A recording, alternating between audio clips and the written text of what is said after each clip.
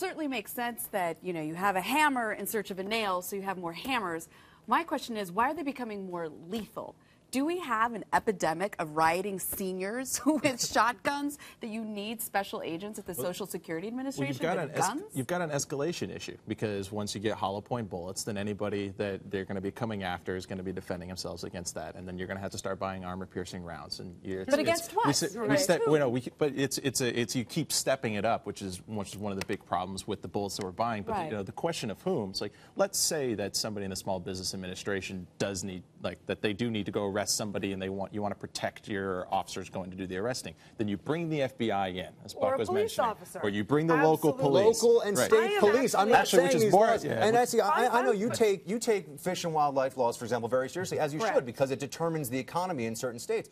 Those states certainly have the power, under police powers, under the Constitution, to enforce those laws. There are over 800,000 local and state police officers in this country. There might not be a need in some of these agencies, Housing Authority for one. I mean, I can understand there might be a need to have an armed person with you, but we have armed people. They're called police officers or FBI agents. I don't understand why it's become part of these organizations systemically to have like onboard in-house cops. You let people specialize in what they're good at. Right. So my favorite organization that you didn't put on the list is the U.S. Treasury Department, and not because that has armed officers, and not because of the Secret Service that they oversee, but because of the agency that looks out for fraud in the bailout. You know, TARP, passed in 2008, that came with money so that they could hire armed officers. To enforce the bailout. Why? Why? I understand hiring more agents. You've passed more regulations. We've seen this explosion. So therefore, there are going to be more people who, you know, are, I guess, defendants against these regulations. So maybe more agents to investigate all this. But why do those agents need to carry guns? Why do they need to be lethally enforcing the law? The truth is, in the law enforcement community, carrying a gun means a lot. It actually tends to draw a lot more sort of seriousness among others in the law enforcement community, so people want to carry when they can. And I'm sure that there are specific cases here where individuals... You mean, just to flesh that out a little bit, I mean, you're a big dog if you got a gun. If you don't, you're not really a cop. So when you're investigating Social Security checks... That's cute. At the Social Security Administration, you're an enforcement officer. If you don't have an enforcement arm, it's very hard to consider yourself a law enforcement organization. If you have to pass that along, if you have to call the FBI, if you have to call somebody else, it's considered sort of, well, what are you exactly bringing to the table here? Everybody wants to sort of get in on this. And there have been cases where there are raids. I just read about one yesterday where somebody, the EPA was there, Fish and Wildlife was there, the FBI was there, and the Treasury Department was there, all getting in on the action.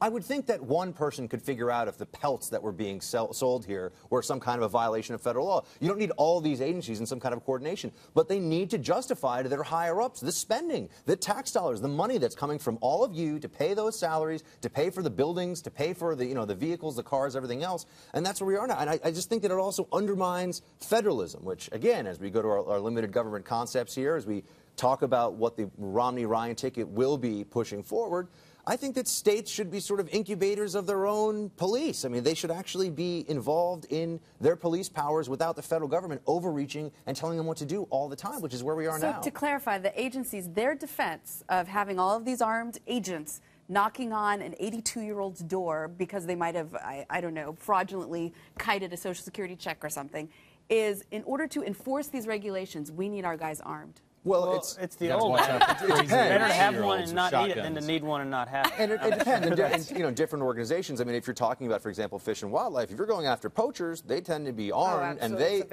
a very dangerous job. I know stories. Argument that they're actually then helping local law enforcement by knowing what all these regulations are and having the backup that, hey, we're not going to put this on your shoulders? In the case of Fish and Game, this is, I think, a very specific and special case. I mean, these are essentially law enforcement officers who have special training for fish and game, for poachers, for people who grow marijuana farms in national parks. And they might be confronting some pretty dangerous people.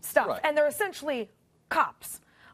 With specialized training. I don't know that any, if Yeah, I don't know if it's This is the Social Security Administration. Right, I don't know if But it's What if the small business sells ammunition? Right. General Services Administration. The General Service Administration. I don't know what exactly they're particularly enforcing with these things, but we've seen this now growth over particularly the past 2 decades. And right now, as we're considering federal expenditures over the long term, if you want to stop this you've seen 3 EPA officers turn into 265 in the course of 20 years. You have all these new agencies. You have all this new infrastructure being built all the time to the tune of billions of dollars. I think that we want less regulation. We want less rule, and we want local law enforcement to be the ones that we're dealing with on the most regular basis. We don't want SWAT teams at nail nail salons. Not salons feds coming in and harassing Gibson Guitar over what kind of wood right. they use.